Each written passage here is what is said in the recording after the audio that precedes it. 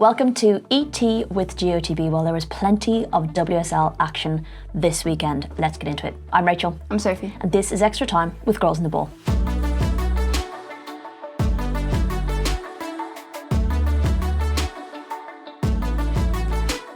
Well, we had a weekend full of football. We had Friday nights under the lights, and then our favourite 11:55 every game at the same time on Sunday, sandwiching a Saturday London derby. So it was a pretty fun weekend. Yeah, and then watched all of the other games this morning. We did. Not this morning, today. Today, yeah, it's taken a little while. I'm so tired. I don't know about you. I'm so tired. But yeah, we had a late night. Behind that. We had a late night last night. We were at the FWA tribute night to Serena Wiegman, which is a very lovely evening. Went to bed at 2 o'clock, didn't we? Yep, I had to drive home afterwards. So we're feeling pretty sleepy, although Sophie did just make a delicious dinner, so I'm hoping that gives me a little bit of energy I'll send you more to sleep. for this podcast. We should crack on to make sure that it's not the latter. I also have to write in the piece tonight, so yay. You do, so stay awake. Okay, there were some pretty big results that maybe don't necessarily change positions so much in the table, but they are kind of big deal results all the same. So we are going to go through them. We're going to have a look at the table, see how they impact the table at the top and the bottom. You're going to give us a player of the week? Yep. You are? Brilliant. Stand-up moment of the week? Sure.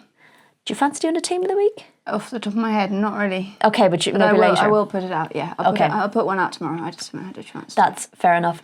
We will also yet. have a look at the results in WSL 2 as well, and then we're going to have a quick look ahead to the inaugural Champions Cup, which is kicking off on Wednesday here in London. Before we get into that though, this is your weekly reminder to make sure you're subscribed wherever you're watching, wherever you're listening to your podcasts, and make sure you're following us across all of our socials. We are at Girls on the Ball on everything and Substack.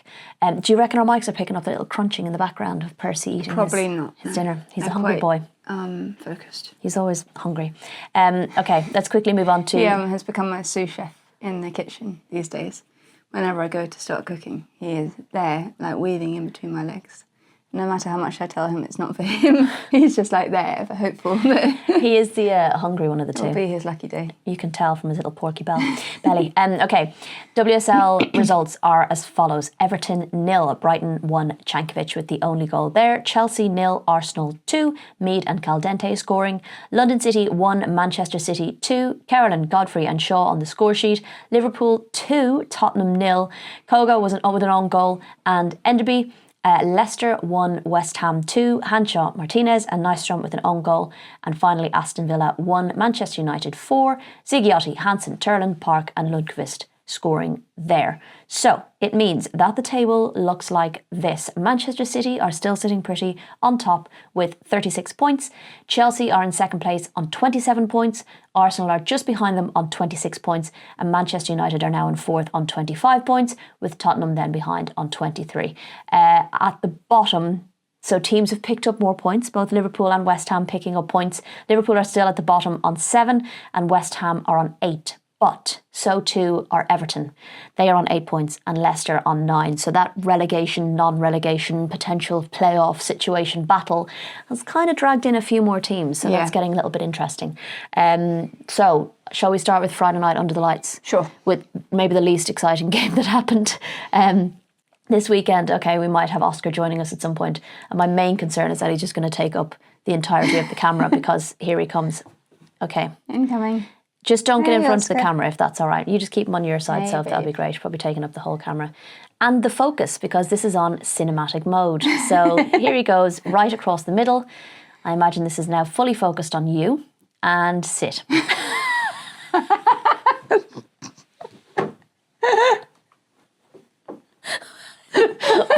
have to take him down. Take 2. As I said, we're going to kick off with perhaps... not the most exciting game this weekend. Everton versus Brighton. Not a game of the highest quality, would that be fair to say? I think that's fair to say, yeah. In the nicest possible way. It was Friday night under the lights, which we often hope delivers. I don't know. A bit scrappy, especially in the first half. Yes. A bit scrappy throughout, I think. Really good for Brighton to get a win away from home, get back to winning ways in the league as well. I don't think they've won since like December or something, or November or something like that.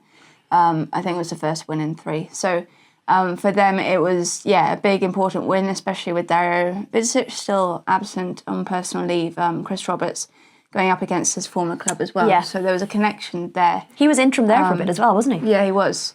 But yeah, I think Brighton did well to get the point. Goodison seems to be this place that Everton aren't thriving in at the moment. I'm not sure they're thriving, full stop. But it was I was really disappointed by the first half, I think. I think they came out in the second half, had a couple of good chances. Mas Pacheco forced a good save out of Nadozi. And so they had opportunities to get back into the game. But were really penned back in the first half. But they were penned back in the first half and they couldn't get really progress up the field or get forward at all. So I asked you this. Do they find it harder to implement a style against a team further down the table who perhaps isn't posing a kind of wave upon wave threat like perhaps the top four have, and where they've performed a little better, where they've been able to absorb and be disciplined, and actually when they try and play a more expansive style of football against a team like a Brighton, they actually really struggle to implement their way of playing? That might be it. I think it's mentality more than anything. I think it's like when you play the big dogs, the pressure is off you and they know they're not going to get that much of the ball, that many chances, that much time to play around, and so they're really good defensively at that kind of stuff. I think when they're expected to get a result against a team, that's where maybe they struggle to lift their game and rise to the occasion. And I think that's been their problem for a couple of years now. Yeah, it feels a bit like now running out of excuses somewhat. They are dealing with injuries, of course. Katja Snoys, unavailable. Kelly Gago, Karen Holmgaard. Who knows what's going on SEL. there. Karen Holmgaard is out.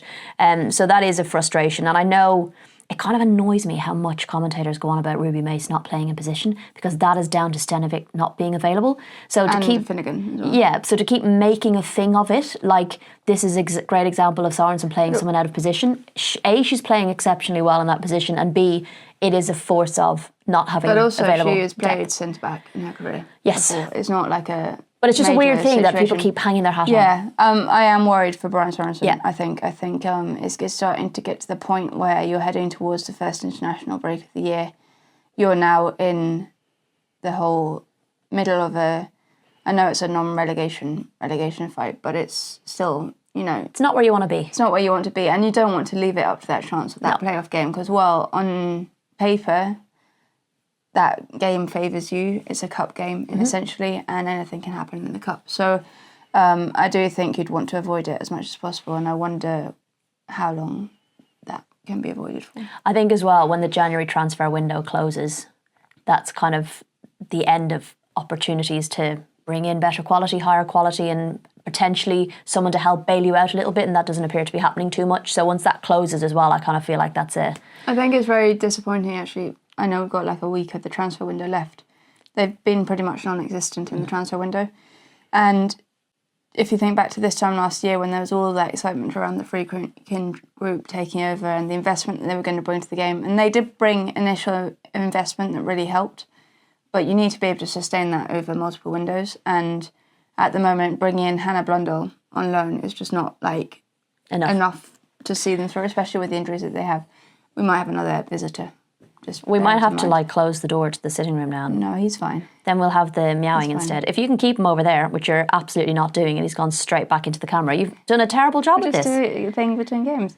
Take 3. Right, let's move on to the next game. Saturday, London derby at Stamford Bridge, Chelsea versus Arsenal. Am I right in saying no one had beaten Chelsea in the WSL at Stamford Bridge yet?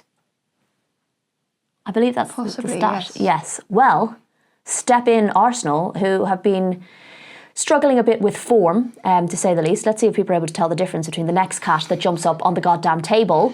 This is going really well for us. No, I'm going to wait. He's less brave. Oh, no, he's not. Is he as interested in the camera? Not at the moment. Let's see how we get on. Yes, so this, conversely to Friday night under the lights, this was a game of great quality. This was a really enjoyable watch, and he's about to fall off the table. Yeah, I really enjoyed this one, actually. This game always delivers. It always feels a bit like gladiators or like boxers just taking swings at each other. I had a feeling. I know you did. I thought Chelsea were going to win because of their form and how much they kind of enjoy and thrive at this side of the season, and obviously because Arsenal haven't been at their best of late. So I thought Chelsea were going to win. But you said you thought Arsenal might decide now is the time to come out and show what they can do. So apparently I need to be studied for science by some of the press pack who I was with. Because Wait, are the press pack going to study you? Or the press pack think you need to be studied for science? No, they say that I need to go into be put in a lab and be tested. Because I sometimes get these like weird confident feelings about which way a game is going to go. And it makes me very calm and very unstressed and unbothered. Not unbothered in a bad way, but like just like I kind of have that feeling about what's going to happen. I had before some European games, certainly the European final in the summer, I was so calm. The Champions League final last year, I just knew I had that feeling that Arsenal were going to win. And then, yesterday I just had a feeling that Arsenal were going to put a cat amongst the pigeons. There you go. Put a cat amongst our bloody podcast. But yes, they definitely did in terms of denting Chelsea's title hopes, which are already pronged and dinged already, I think, having found themselves 6 points behind Manchester City anyway. And because of this Arsenal win, they were then 9 points, especially after the weekend, and Manchester City winning. They are now 9 points behind Manchester City, which is an insurmountable mountain to climb with only half of the season left to go. But it's not insurmountable. Things can happen. I think this next 3 week period is a really important 3 week period. Chelsea plays City at the weekend. If Chelsea can win that, then it's only 6 points. Back down to 6. Then Arsenal plays City the week after. If Arsenal win that, then suddenly you're looking at a 3 point gap that suddenly gets a bit more exciting. I'm not saying it's going to happen. That's a lot of things. It's a stretch, but there is a path where it's not quite done yet. And I think get to the end of February and City win both those games, or the middle of February, I think then you can say it's pretty much City done. wins one of those games. Yeah. I think. Anyway, but it's going to be difficult. I do think Renee Sleger's got her tactics. She tactically outsmarted Sonia Bonpastor on this occasion in terms of the way that she set up for the game. They were flooding the central areas, making it like really hard for Captain and Cuthbert to get on the ball. And Chelsea had 3 at the back, didn't they? Chelsea had 3 at the back, so they were getting those extra players in midfield, whether it was Katie McCabe from left full back into the central areas, as she's done so often this season, whether it was Emily Fox or whether it was Beth Mead coming in to add the numbers. And they really kind of forced Chelsea into quite a transitional game. Mm-hmm. And they were relying on the kind of pace of Alyssa Thompson to break through, which she did, but because Lotte Ubermoy, she doesn't have the pace to beat Alyssa Thompson, but she kept forcing her wide. Yeah. And it meant that it gave time for the rest of the defending pack to catch up. Force her wide, make her a bit less effective than normal, stop her coming in and accelerating and finding a shot. And she did that mostly really well. It was quite a risky game plan for Arsenal, given the thinness of their bench at the moment. They were obviously without Olivia Smith, they were without Leah Williamson. Who else were they without? Frida Morham was absent. Yes, so they played both Stina and Alessia. They started both Stina and Alessia, which is a bit of a gamble because then it doesn't leave you with someone to come off the bench if things aren't going well. So that was quite risky. And another example of, a lot of people have been saying, is Russo not firing on all cylinders? Some of that is down to the service she is or isn't receiving. But equally, if you're consistently being switched into positions. I think that does have an effect big time. When you want your... you don't see, Bunny Shaw is Bunny Shaw, but you don't see Manchester City trying to put her in the 10 and the 9 in between games because they know that they need to keep Bunny Shaw up front to have a proper effect. And that's not to say that the rest of the game isn't great, but that's what she does best, and that's where she is best and best. And they're getting that from her this season because of that. She's in the last WSL Unwrapped that I wrote, I was talking about the problem with Arsenal is the lack of consistency in terms of they change the front 3 quite a lot. They change where Alessia Russo is on the pitch, or whether she's a number 9. And she's kind of number 9 that you want to build a team around because the way that she operates and the way that she activates the press and all of that stuff, she sets the tone going forward. So having to drop her into the 10 is far from ideal. Then you have Mariona Caldente, who is playing alongside Kim Little still in that pivot in the midfield. That's not her best position. That's not where you're going to get the best out of Mariona Caldente. She needs to be either on the left side or on the 10. And it's just creating problems for Arsenal. But on this occasion, they were brilliant. Beth Mead, I think, was superb. I don't understand the criticism that she gets She's having a superb season. Well, haven't we said this numerous times now this season? And she seems to be the only player that gets singled out to quite the same levels. Degree. Yeah. And if she's not like unbelievable every game, then she gets absolutely slated. Football IQ is just second to none. And then people just compare, because she plays on the wing, therefore they compare directly with Olivia Smith, and I would argue they're quite different players provide quite different things. Beth has so much qualities off the ball and out of possession as well. The kind of defensive cover that she offers to Arsenal in terms of tracking back, getting in important challenges, all of that stuff as well. I think because she's an attacker, people forget about that quite a lot of the time. But I think she was their standout player, alongside Katie McCabe, who also probably gets criticised a fair bit. She hasn't had the best season, that is fair to say. But I think that was probably her best game in our Arsenal shirt for quite a while. Chelsea had chances, and now when shooting at Stamford Bridge, I have to sit along the side and shoot from along the side, and I hate that. I don't enjoy it at all.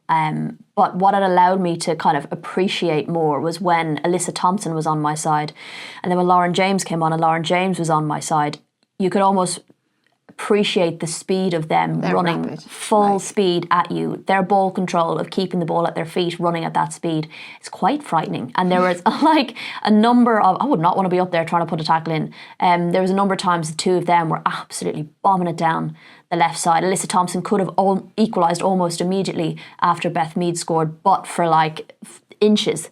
So that's what made it such an enjoyable game, was that it wasn't really, didn't feel super one-sided, and that Chelsea were creating. I was surprised that Lauren James wasn't brought on a bit earlier or even started, because she had such an impact on the game.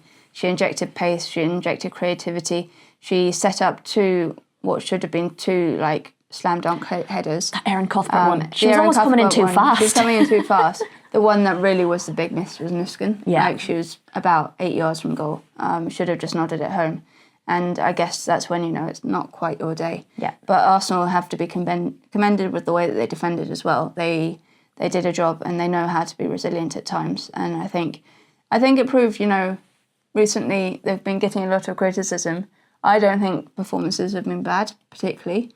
They just haven't been turning their chances and opportunities into goals. And that's where the massive downfall is, and that's to be criticised. But I wouldn't say that the average performance is a low one. They're pretty good performances. They're just not finding a way to be clinical enough. But I can understand being frustrated as an Arsenal fan when you go out and it's frustrating. Beat Chelsea for the first team to beat Chelsea at Stamford Bridge, and you must be looking at them going, why the hell can't you do that every week? But again, I do think Arsenal fare better when they play against a team who want to come out and play, and that's probably what allowed them that little bit more space. And Chelsea give even less time to think in those moments. And like, when you think about it, their probably best games this season have been the two against Chelsea and the one against Man City that they just lost. So very intrigued to see how they do in a couple of weeks' time. Very fun to watch. Sonia Bonpastor kind of basically did an Emma Hayes and sort of conceded the league a little bit when speaking to Sky, but I reckon that's a little bit of mind games. But she also said they're going to keep fighting to the end. So no shit, like they're hardly going to go home, are they? Next up was London City versus Manchester City. For us, we went to this game. Not that the pressure necessarily swung back to Man City, but their fate was in their hands a little bit in terms of knowing another win just makes it all that more difficult for the chasing pack. And it was a tough game for City. I thought they started really well. Their movement is beautiful, the way they play the ball, particularly in the attacking half, that front kind of 6, 8, if you like, play some wonderful football, but perhaps weren't as clinical yesterday. And I think that was also down to some very resolute London City defending that made it difficult for them. They could have scored more in the first half, I think. They could have done. Carolyn was an absolute nightmare. Again, another one I would not want to have to mark. Defend. Because you're thinking about Bunny Shaw. Her movement is so good, and she's suddenly on the wing, and then she's suddenly central areas, and you can, before you've blinked, she's back on the wing again, and you like, it's a struggle to keep up with her. I think City weren't great, and that's probably like a multitude of reasons, but we've said it for so many years about Chelsea, right? The mentality of champions. You're not playing well, and you find a way to win. Mm-hmm. And to find a way and dig in and like come up against the pressure that London City like really challenged them with. They could have, especially in the second half. They could have gone ahead. Like in the first half, they were really dangerous on the counter attack as well. Goodwin hit the bar twice. I like the second one, the header. I just felt really sorry for her because she did everything, like literally everything right, other than just get it an inch lower below the crossbar.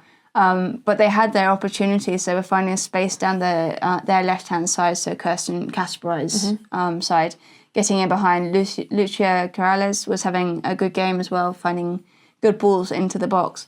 And they just couldn't quite make it count. And I think they came out in the second half and they kind of dominated for a good 20 minutes or so. Yeah, and I also found that when Bunny or Viv or Lauren Hemp were on the ball, London City were very quick to get at least 2 players around them every single time. Like, they really smothered those options for them. So while Lauren Hemp is obviously so well known for, whipping those balls in, they really tried to reduce that space for her to operate in. And I thought they did a very good job of that. Yeah, and like if they could have just had a bit more clinical finishing and willed Bunny Shaw away from the goal. Because Wassa Sangari had like a goal-bound header. It was destined for the back of the net. And suddenly Bunny popped up in the defensive area and got her head on it and because she is it. that well-rounded. Yes, she's obviously good in front of goal, but my God, she contributes. They will wish that wasn't the case, but they really created chances. And Freya Godfrey's goal, I think that's one of the goals of the season for me. Yeah, absolutely. The little step where she stood up her defender and then just unleashed that shot beyond, into the back of the net beyond Yamashita. When I watched it back, because I was shooting and she was down the other end, so I didn't quite see what happened, but when I watched the highlights back, I assumed that she was going to cut inside and whip it round with her left foot like she has done in the past. But no, she kept it on her right foot and put it where it was almost impossible to put into the top corner. It was ridiculous. But yeah, they definitely put the pressure on City a little bit, and I think, as you say, a sign of a winning team is one that can ride that pressure and come out with the win. And I think that's been the question of City, right? Because when you think back 2 years ago, and they made that run for the title, and they lost on goal difference, that was a lot down to them messing up and not having that mentality to see out games and get through results when things were their backs were against the wall. And I think now you can see that kind of experience and maturity coming through. Yeah, and I just think there's a more of a calmness around them when they're in those situations. They don't kind of play with panic or like fear that it's not going to work out. They just have this kind of belief that they just keep going and keep doing what they've been told to do and it will work. They obviously had Sam Coffeemaker debut as well, which is another high quality player, another bit of depth for that squad as well. Work on your corners, lads. Jesus, the amount of corners you had, they were shite, weren't they? Oh my God, they were terrible. Work in the corners.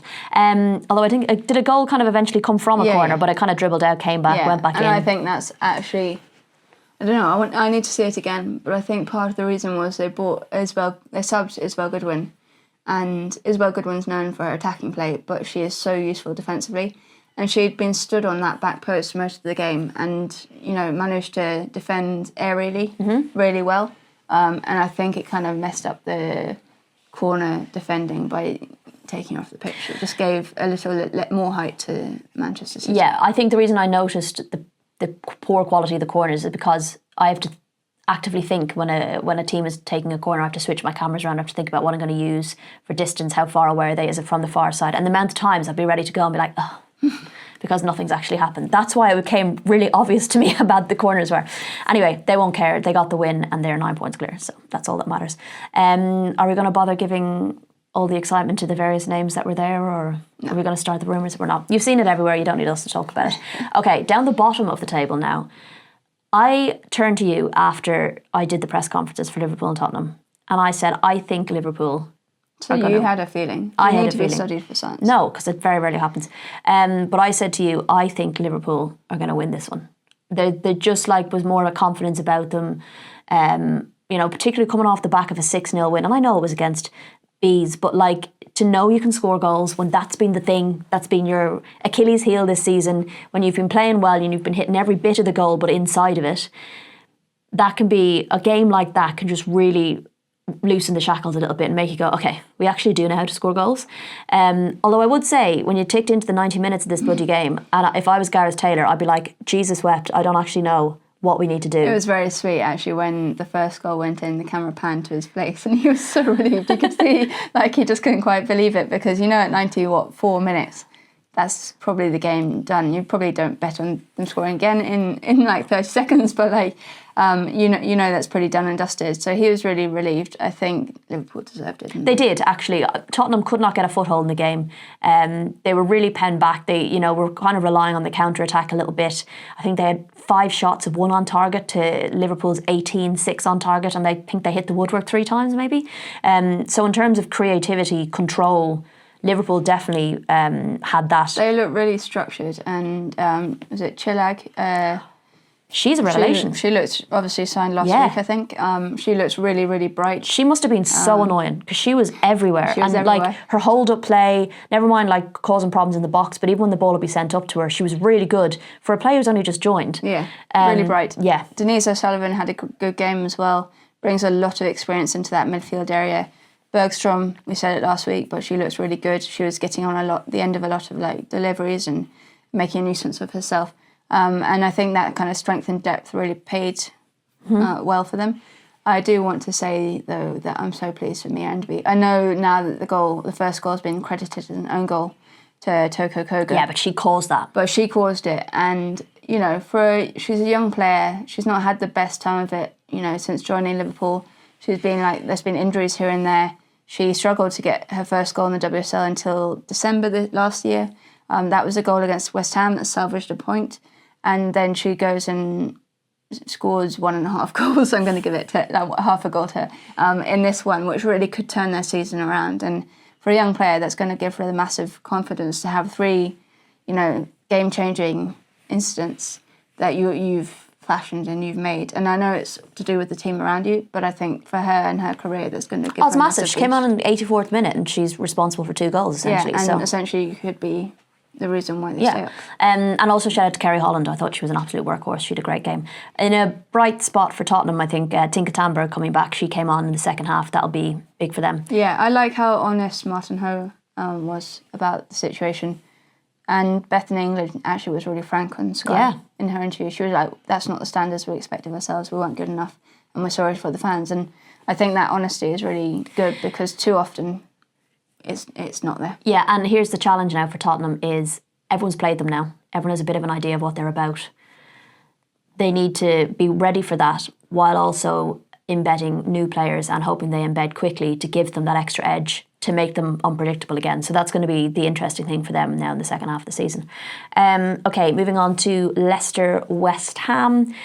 I feel like West Ham came away from this with a win. I'm not going to say it's a snatch and grab, but the goals kind of came against the run of play, which I think is fair to say. They were efficient in front of goal. And I've read some people say I can really see now what Rita Guarino is trying to do with this club and blah, blah, blah. And I'm like, not the only difference, but the main difference is that they actually put the ball at the back of the net. I think they were good. They were resolute. They worked hard for each other. As you say, I do think it was a bit harsh on Leicester in the sense that they produced quite a lot of crosses. I think there were 39 clearances in the box from West Ham or something like that. 36, 39.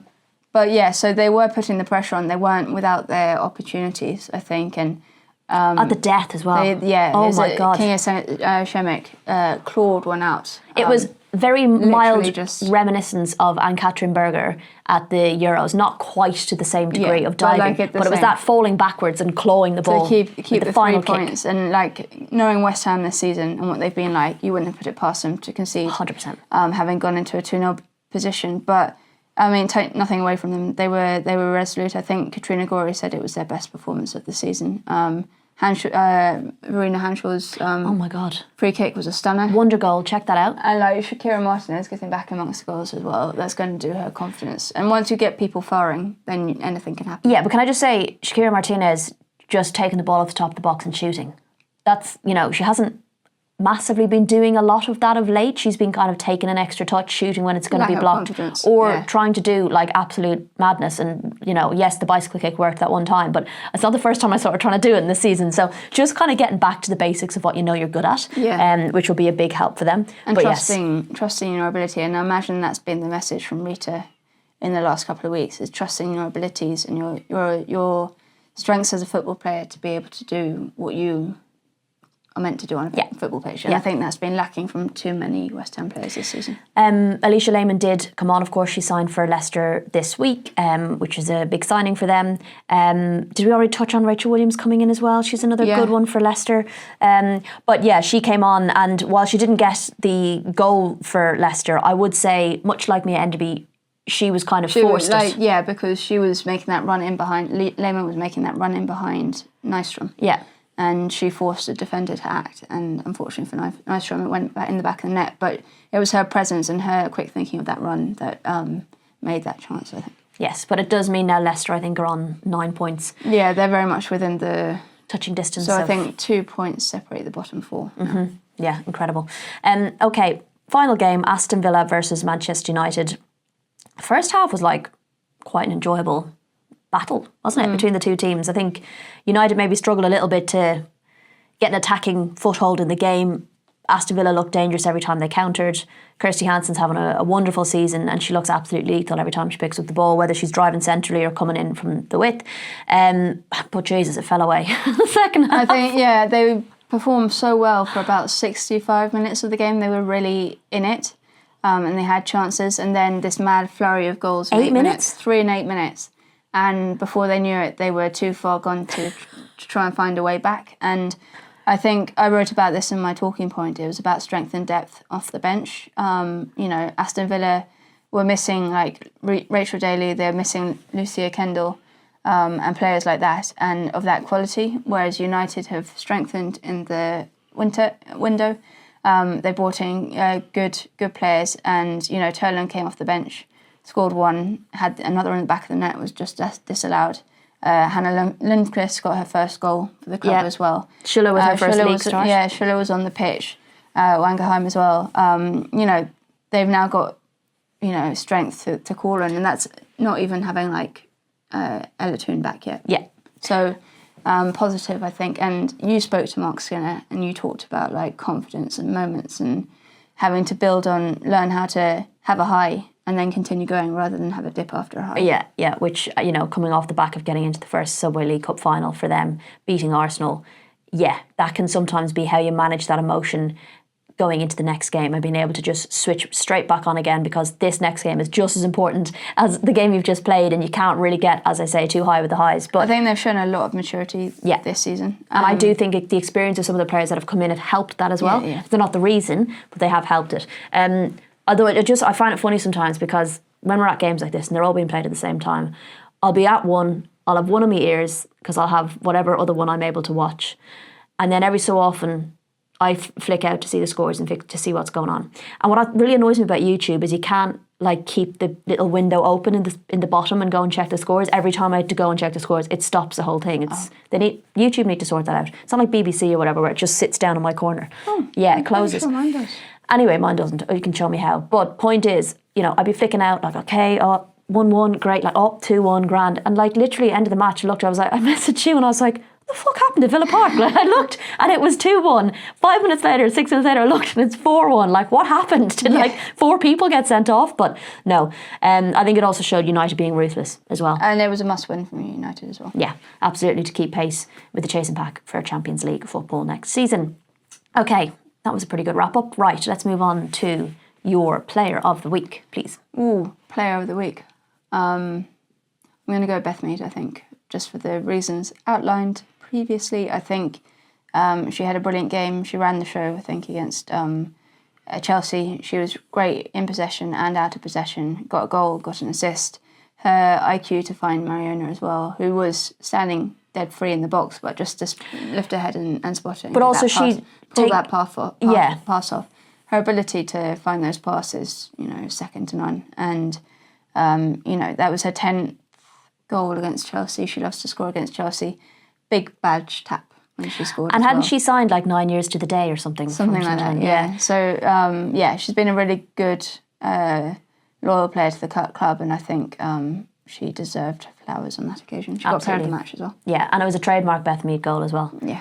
Whipping it in like that. It was, nothing Hannah Hampton could have done. Okay, I like that. She found the calm in the chaos, which is what she told me. She did, absolutely. Okay, what is your standout moment? I think, that's hard. Maybe I'm just going to go with the one that I was at. And I just think watching that Freya Godfrey goal live was just sensational. The way that she took it, the confidence that she had, and just the roar of the crowd afterwards. It was a record crowd at Bromley too. Over 3,000. And they got treated, I know it was a defeat in the end, but they got treated to a show by London City, and I think that was a really good moment. Yeah. Okay, moving on to WSL 2 results. Portsmouth 0, Birmingham 4, Sunderland 1, Southampton 0, Nottingham Forest 1, Sheffield United 0, Ipswich 1, Bristol City 1. That's an important point for Ipswich.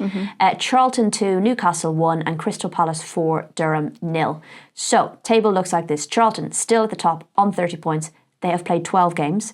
Birmingham City are below on 25 points. They have played 12 games.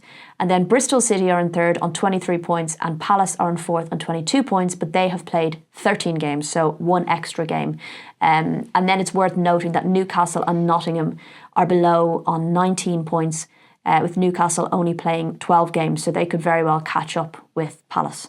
What I got from this weekend is that Charlton and Birmingham are going to be the two who are going to be promoted. And then there's going to be this massive dogfight for the third spot for that playoff game. Down the bottom, Ipswich are on 6 points. Portsmouth are above on 10, and Durham above them also on 10 points. Okay, very quickly, the FIFA Women's Champions Cup inaugural tournament is taking place this week. Another FIFA tournament taking place this week for Arsenal, who are champions of Europe, obviously, Gotham FC, Corinthians, and AS FAR from Morocco. So they are going to play semi-finals at Brentford Stadium. Gotham FC versus Corinthians, and then Arsenal versus AS FAR.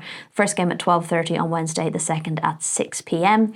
And then the finals and the third place match are going to take place on Sunday at the Emirates Stadium, with the third place game kicking off at 2:45 and the final kicking off at 6.